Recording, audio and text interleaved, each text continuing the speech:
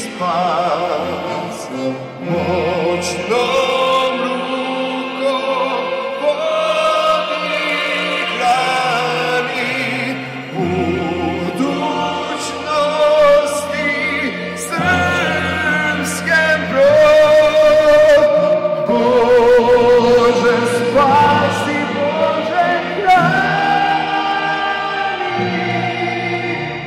srpske zemlje, srpski rod.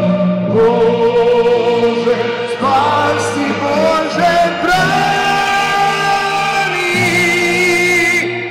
moliti se za naš rod.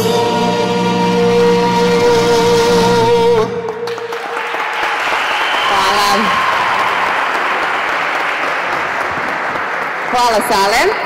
Na samom početku želimo da se zahvalimo i našim domaćinima na sjajnim uslovima, kao i našim prijateljima iz opštine Palilula, koji su nam srdačno pomogli za organizaciju kompletnog događaja. Pozvaću gospodina Dejana Cvetkovića iz opštine Palilula da svečano otvori ovo događaje.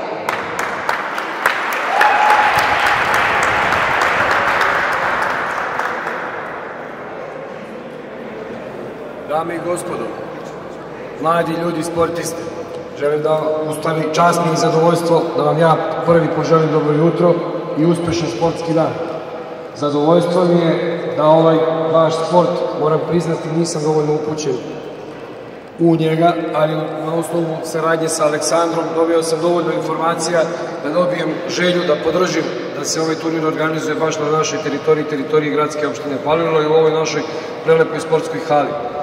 Neću dužiti, neću držati političke govore, hvala vam što se bavite sportom, nastavite da se bavite time i želim vam prijatna naredna 3 dana i uspešne rezultate na ovom turniru.